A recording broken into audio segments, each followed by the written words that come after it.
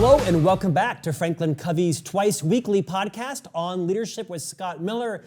That's me. I'm your host. 6 years now, 400 plus interviews from renowned thought leaders from every aspect of society, where on Tuesdays and Fridays, we bring to you interviews what we hope are remarkable leaders, communicators, entrepreneurs, artists, creators, CEOs, and founders to make you a better leader. Franklin Covey's mission is to inspire greatness in people and organizations everywhere. And this podcast is a small contribution to hopefully add to that. Our company, of course, was founded by Stephen R. Covey, at least co-founded by he and his partner Hiram Smith.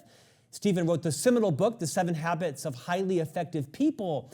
This book has, of course, sold 60 plus million copies and changed the lives of hundreds of millions of leaders, making them more effective in their organizations and for their own great purposes. Today, this is phenomenal. I'm delighted to have on our program one of my communication heroes. I watched her and listened to her for decades as an anchor, a journalist, a foreign correspondent, 23 years with CNN.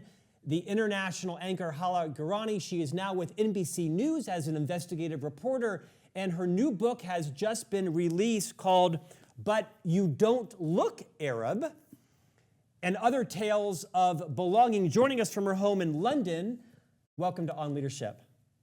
Hello, Scott. Great to be with you. I mean, this really is sort of a pinnacle in my career because we've interviewed many of your friends. Nicholas Kristof was here virtually a couple of weeks ago, and other journalists from around the world. I watched you for decades, mainly on the weekends, it felt like, or on the evenings, because that's when CNN International, for some reason, would play in my home. I marveled at all of the prime ministers, dictators, despots, presidents, leaders, people that you've interviewed. It's uncompromised, the impact you've had as a journalist. And now this new book that I mentioned, I've read cover to cover because I devoured your insights, your perspectives on international politics and communication. You write that you are Arab-born, raised in the West to a secular family. Maybe you could rewind a couple of decades and talk about your heritage, your upbringing. You have a strong connection, of course, to France. You've traveled to every country in the Middle East, sometimes in harrowing circumstances. We'll talk about that in the Arab Spring. Maybe for the last few humans that aren't exactly sure who you are, reintroduce yourself. Well, so the idea behind this book was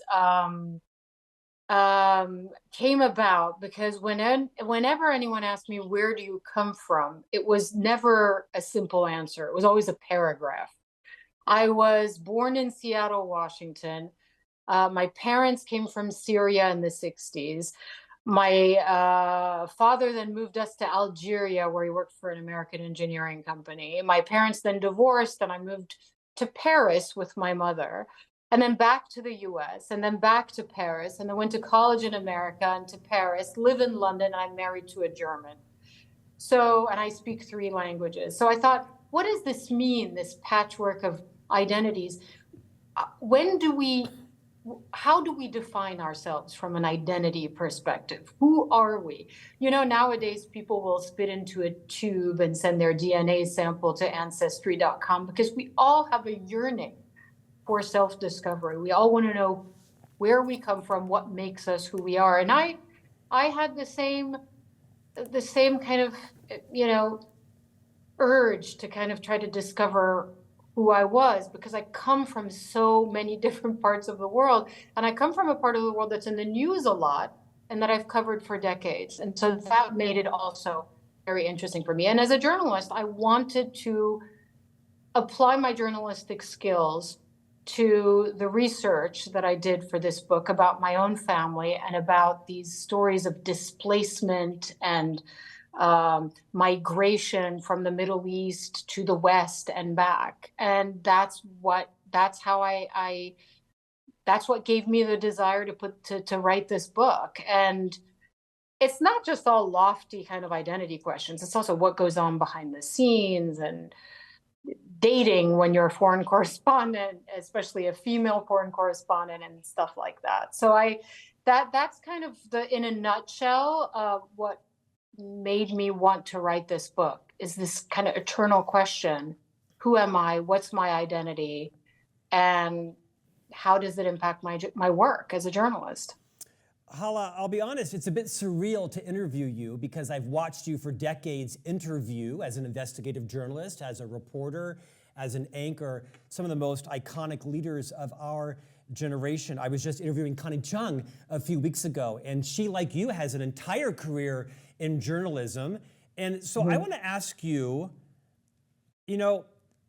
can you remind us the importance of a free press and the role it plays in freedom and democracy? And at what point was there like this acrimony that happened, at least in the West? It seemed like there was always a healthy relationship between political leaders and the press, and now it just seems like it's, intolerable, even though the politicians need the press to, get their word out. Talk about the importance of that relationship. Why has it become so acrimonious, and do you see it ever coming back to a more civil level? I think two words: social media. That's changed absolutely everything, because you have anybody with a phone and a platform can spread misinformation and sometimes conspiracy theories, and the idea that journalists are not as necessary to get the word out has changed the equation completely. And I think that when you have some politicians, and it's not just in the United States and in other parts of the world, that want to discredit journalists, it becomes more and more easy to do so because there isn't that kind of absolute need to use established journalistic platforms to get messages out. And so it's easier to discredit journalists who are trying to investigate stories than it is, I think, to acknowledge that this relationship with journalists and that the role of the free press is essential to a well-functioning and healthy democracy. I think that's the big difference. And my career has spanned that entire generation. I went from being on, what people would call a mainstream establishment platform, cable news, to having to compete with TikTok. I mean, this is just the reality that we're in now. And it's becoming much, much harder, I think, because we get a lot of pushback from people online. It's becoming much harder to do our jobs. And I think that's how things have changed. One of the big differences has been how many media platforms have emerged in the last 20 years or so. Well, to that point, I swear Reddit exists because of this podcast, and now the people that love to hate me and the guests, which is why I don't watch or even involve myself in a Reddit. But it'll blow up after this question. To what extent do you feel as a journalist, as an investigative journalist, you oftentimes read the news and you oftentimes reported on the news. You were, for much of your career, in the thick of wars and crises and positive things happening. You talk about the adrenaline rush that comes with that in the book. The book is riveting, by the way. To what extent do you believe, as an investigative journalist, you have a responsibility to check your politics, your opinion? You're quite critical of the West and our allies in the Gulf War. You don't leave any punches unpulled there on that. We'll talk about it. When you're reporting on something, what's your ethical duty to check your own like or dislike for a policy, an initiative, or a person, and just report the facts as you see them as objectively as possible? So I think this whole notion of neutrality is not realistic, in the sense that, of course, we bring our opinions, we bring our sensitivities and our background to every story. But journalism is a skill. Fact checking is a skill. Therefore, when I report on a story, especially if it's investigative, I will have to make sure that the narrative relies on facts. I mean, it's a simple thing in the end. This idea somehow that we, both sides, the skill that is necessary in bringing a story with all the sensibilities that you have, with maybe some of the opinions that you hold, is still quite old fashioned, Scott. I mean, I still love a well-told story based on fact. I have a big investigative piece coming out in a couple of weeks on NBC News on journalists in the war zone in Gaza. We spent 3 months looking at numbers, figures, coordinates, videos, analyzing forensically some of the material that was sent in to us from our sources inside of Gaza. So that's what I bring to the story. Then, of course, am I attracted to a certain story versus another one because I'm a woman, or because I know the Middle East, or because I speak a certain language, or perhaps because a story happens to be something that reminds me of one of my experiences? Of course, but everyone brings to the stories that they cover that background. The important thing is to continue to apply the journalistic, the rigorous journalistic standards to the story that you do to any story that you cover as a reporter. And I hopefully still continue to do that, regardless of what my personal opinion is. Well said. Let's assume you switch sides for a moment, and you've been invited now to be the White House, spokesperson, the chief communication officer, if you will, whatever the title is that office uses. And now you're reporting to the U.S. president, whoever that might be, and your job is to help her or him get their message out. What are some of the communication principles that you would employ as a White House, spokesperson, and you would encourage Madam or Mr. President to be following? What advice would you give if you were on that side of the communication avenue, so to speak? First of all, can I just say that would be one of my least favorite jobs? The idea that I would be anybody's spokesperson would fill me with absolute dread. First of all, I would be terrified of saying the wrong thing or misrepresenting. I think the communication principles are quite simple for anybody, is to be as candid as possible. There has to be a level of vulnerability in what you say. Admit mistakes. People forgive you when you admit mistakes. But also, of course, be very clear on what your accomplishments are, while also being able to say, listen, we on this particular point, we didn't exactly accomplish what we wanted to accomplish, but we're going to work on it. I think people really forgive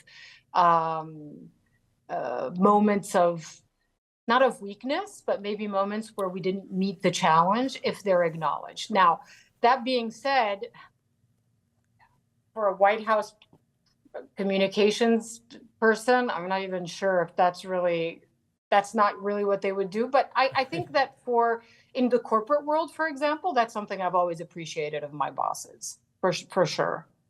Well, let's talk about that. I was hoping you might give me one example, one in history, where that has actually been a communication principle where an elected leader or a supposed elected leader had actually taken responsibility, admitted either failure or lack of complete accomplishment. We talk so frequently and give lip service to how forgiving the American public is, and then we pillory weakness if a leader actually does that. It's such a dichotomy, is it not? Yeah, I know. That's a really interesting point. Has it been tried, though? I mean, has it been tried? This notion somehow that you have to communicate to people that you are also human on a certain level. I mean, when it comes to politicians, it's very rare. But when it does happen, I can't think of an example, actually. I can't either, but I think you're right. I think in the corporate world, certainly it does. Yeah, I agree. Occasionally happen. Yeah, it's a great reminder. Your book is riveting. In a moment, I'm going to have you recreate your experience in the Arab Spring Rising and Tahrir Square, remarkable, harrowing experience that you ended up in a hotel room with Anderson Cooper, 1 foot on the floor, but the whole story was remarkable. But I want to read a passage first before we go here, because this really is about communication in our current time.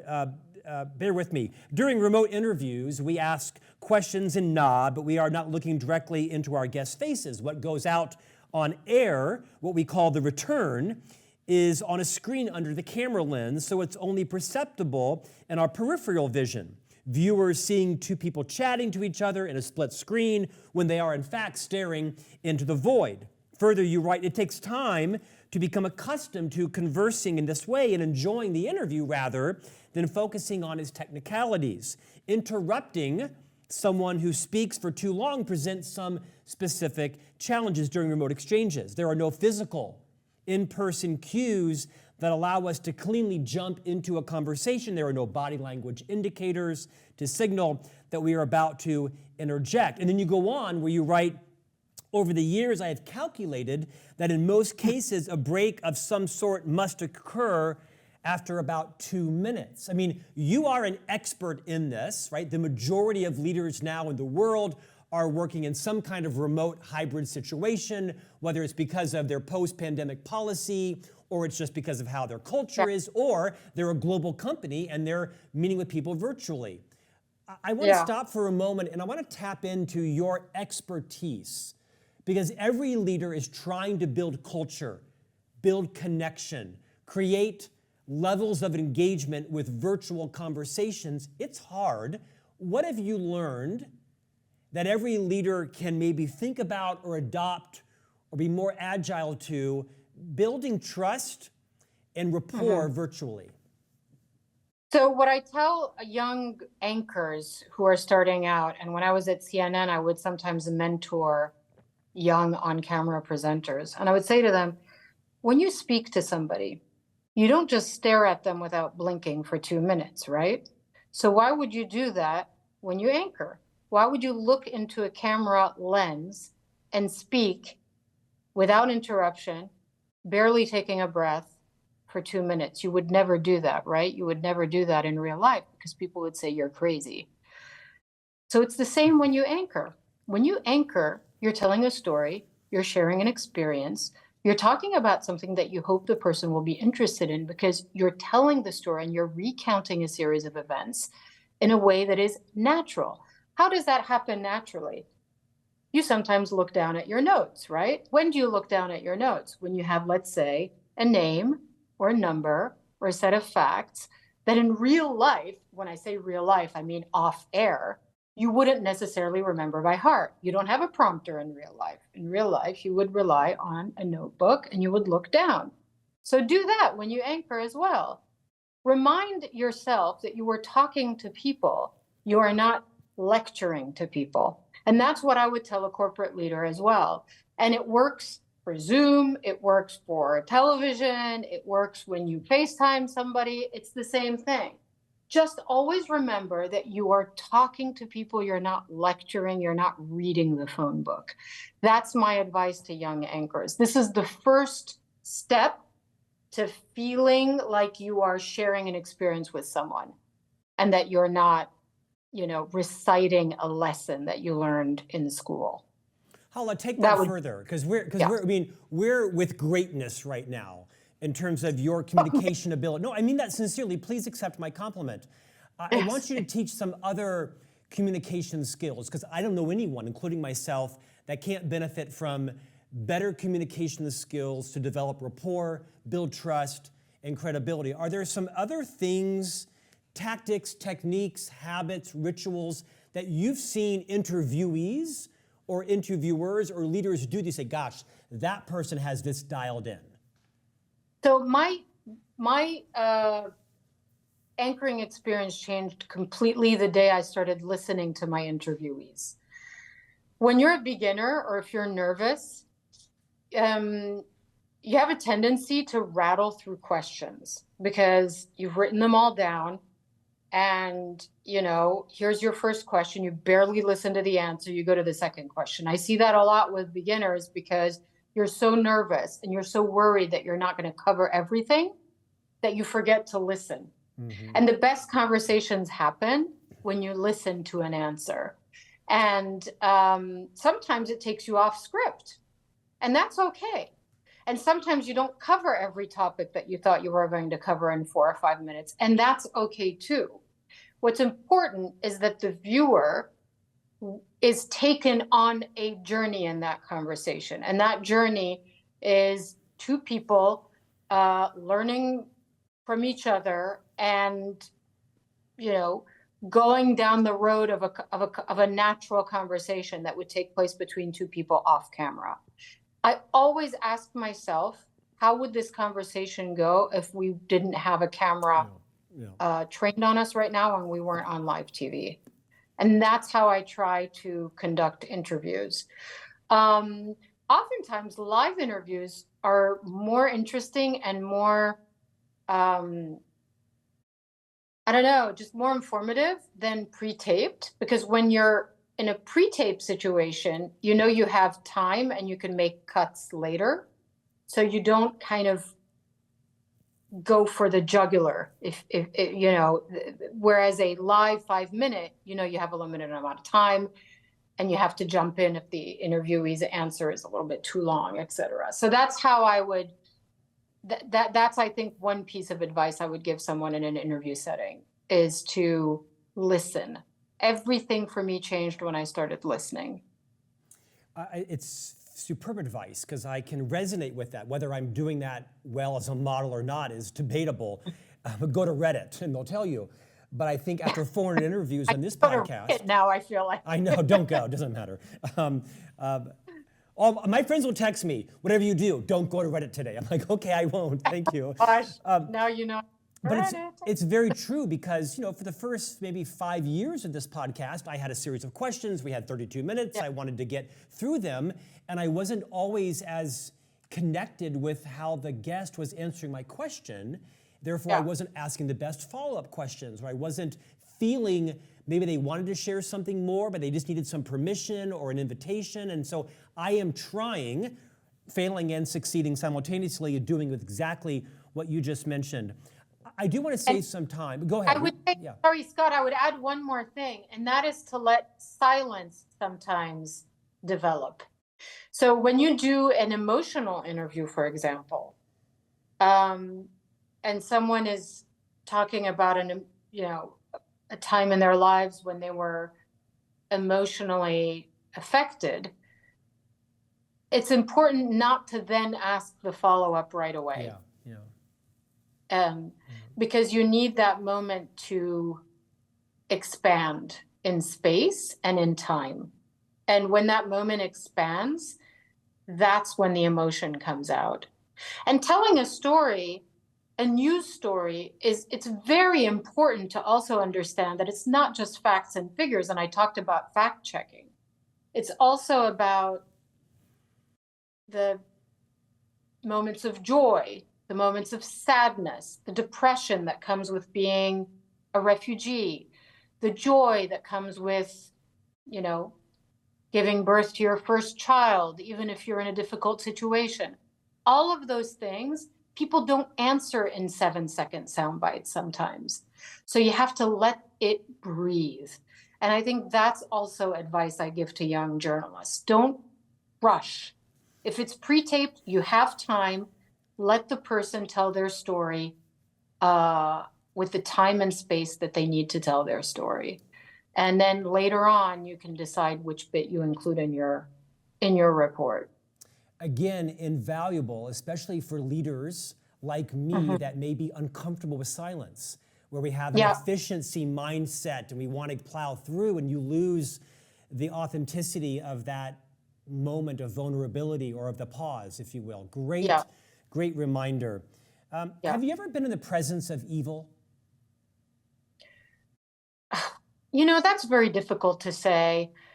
I've been in the presence of, I have witnessed the worst of what humanity can do, what people can do to other people. It's never what makes me cry. What makes me cry is kindness. I always find myself so moved by people who help others, by people who show kindness and empathy when they don't have to. Violence, war, people who insult others, people who demean others, bullies, all of that, it angers me, but it doesn't sadden me because I feel like or it doesn't move me emotionally. This is the part of my job that I have to report like this. The rest is what makes me cry, what makes me emotional. Loss, um, human kindness, from that demonstrate, that despite loss and despite the most horrible circumstances, the fact that some people can still be giving. Well, in fact, you've been Evil, on. but I'll say something. I don't think people are. I think here's what I think. I think you can. It's not evil. I think human beings behave this way, Scott. That's the problem, and that's what's really difficult to accept. I think that ultimately a lot of people are capable of very terrible things when they're given permission or when they're in a setting where they can get away with it. And I think that's part of my job that is sometimes a little depressing. Or when they've been inculcated from birth to believe a certain thing, right? You write about this in the Middle East, and that happens, of course, all over the world. That's true too. You have been on the receiving end of some serendipitous kindness. You tell you tell lots of riveting stories in your book, but you don't look Arab. You tell a story in particular about an encounter, a serendipitous encounter you had in Tahrir Square, I think it was in Egypt, during the Arab uprising, about a young man that you then kind of purposely lost some connection to, and then there was a twist to that plot, and including a life or death situation. I believe you were in a taxi with Anderson Cooper, and then you ended up, would you just take maybe literally 5 minutes and tell that story, because you were in what could have been a life or death situation, especially being a female in this country, and there was a character that played kind of two serendipitous roles. Talk about that story. Yeah, so I arrived in Cairo in January of 2011, so it was a few days before then President Hosni Mubarak stepped down after the popular uprising known as the Arab Spring in Egypt. And Tahrir Square was just absolutely packed with anti-government demonstrators, but I was on the pro-government side trying to make my way to the anti-government side of Tahrir Square, which is now, by the way, completely, I was just there a few weeks ago. It was so odd to see it deserted. And I went without security and without a crew because I had just landed, and because I speak Arabic, I thought, okay, I'm pretty safe, even if it's a little bit tense. I should be fine, and I can talk my way out of any. So I get to Tahrir Square, and it is hot, even though it's January, because it's so many people there. And this man with he had a bandage on his face and a black eye. I see him, he looks at me. I walk under a bridge on my way to Tahrir Square. I say a few words in Arabic to him, and I lose him.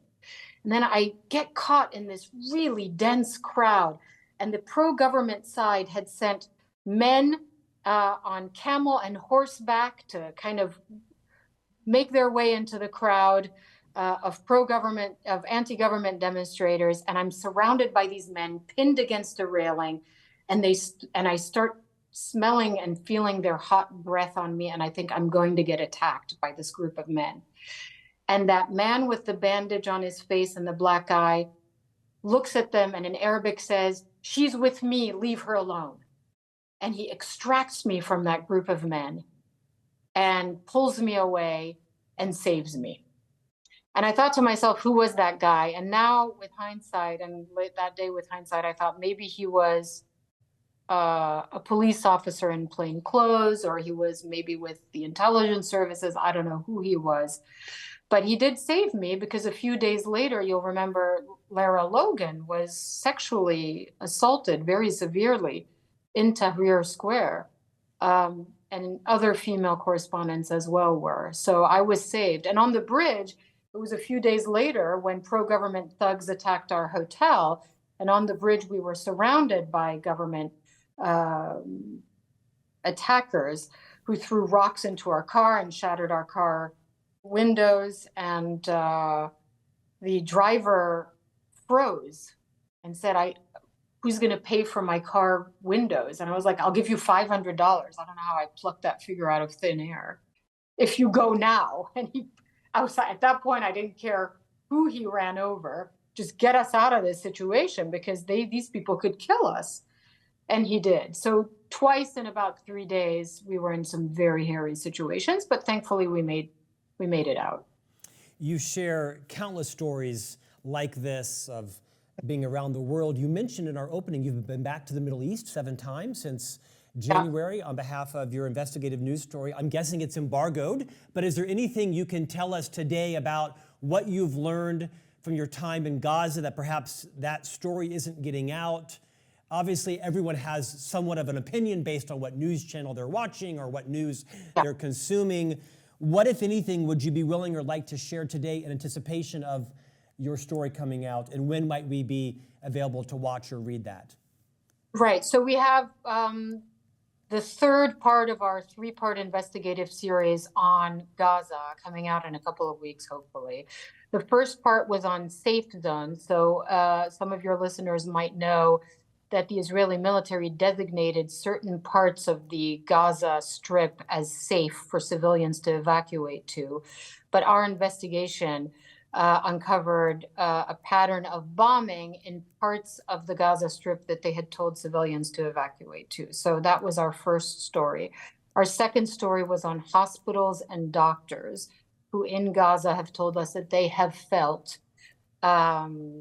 targeted by the Israeli military, and that certain hospitals were bombed and entire wings were destroyed or put out of commission.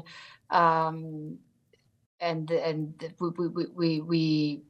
was certainly seemed to be a pattern of targeting of some of these medical facilities. The IDF, the Israeli military, has denied doing this. They say that Hamas operates out of these hospitals. We investigated those claims. And our third one, which is out in a few weeks, is on journalists who are dying in unprecedented numbers inside of the Gaza Strip. Over 100 Palestinian journalists have been killed since October 7th. 2 Israeli journalists have been killed. They died on October 7th, trying to cover the Hamas attacks on the kibbutzes and in southern Israel. And Lebanese journalists killed in southern Lebanon. So that's our third story, and that will be out in a few weeks. And that's the third and final part of our investigative series on Gaza. But it's important for your listeners to know that Gaza is blocked to international journalists. We've not been able to go inside the enclave itself.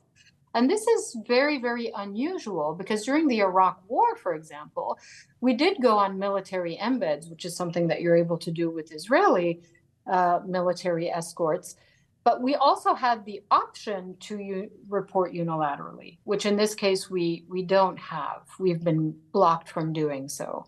And that's extremely unusual. Hala, you have seen everything in your 30 plus years as a journalist and investigative reporter. What, from your experience since, I think it was October 7th with the Israeli massacre and then their response and retaliation in Gaza, how are you different from that experience? This is unlike any other conflict we've reported on before, and I've reported on wars in Gaza for many decades, as you mentioned. The scale is unprecedented. The fact that the October 7th itself was something that I think shocked Israeli society tremendously. There was a sense of maybe not invincibility, but certainly a sense that the Israeli military would not allow something of this scale to happen in Israel. And there's been a lot of anger as well directed at the Prime Minister, Benjamin Netanyahu. Every Saturday, there have been mass protests against Netanyahu because some hostage families blame him for not striking a hostage release deal. There was one in November. Several dozen Israeli hostages were released, but since no deal, and they blame him for this. Interestingly, almost more than they blame Hamas in some cases. but also the scale of the destruction in Gaza. In many ways, the Gaza Strip has become uninhabitable. There are no more universities. There are very few functioning hospitals. There are no more schools. There's been a case of polio reported. So in that sense, it's unprecedented. And that's how it's changed. It hasn't changed me as a journalist, but it's certainly been eye-opening that this type of conflict is I didn't think I would ever report on one, on a conflict in Israel-Palestinian territory similar to this one. I'd love to talk more about that, just to understand what's truthfully happening there. Our time is ending. I do want to ask you one final question. In your book, you're very vulnerable about how towards the latter part of your career, you started to suffer panic attacks, and you were quite crippled with the idea that it might happen on air. You talk very vulnerably about some of your own health challenges. You saw, gynecologists and rheumatoid specialists and pulmonologists, and you were having massive health challenges. And then one particular meeting helped you become much more understanding of what was going on with you. Beyond your intimate details of your panic attacks, will you talk a little bit about the time you dedicate that I mentioned to you off air? I read this 2-page passage to my wife, who is 44, this morning. Talk a little bit about what you've learned and you share in the book about your own health. It's interesting because 44, 45 was the age that I started feeling that things were changing for me. I'm so happy that people are talking more about this really pivotal time in a woman's life called perimenopause, which is leading up to the menopause. I think that's when you start really feeling a little bit,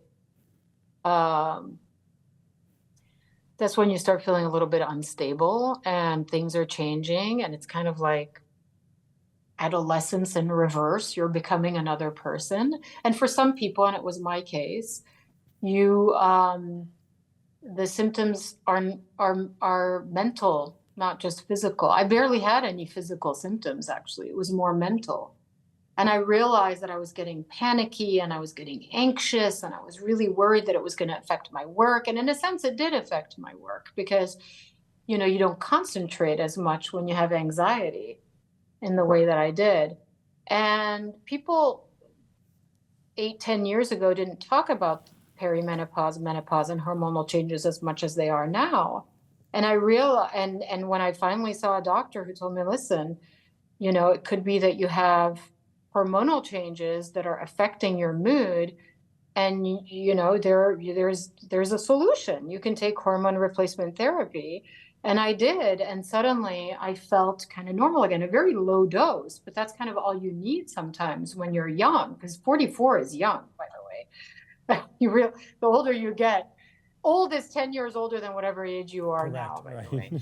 But so now 44 strikes me as quite young.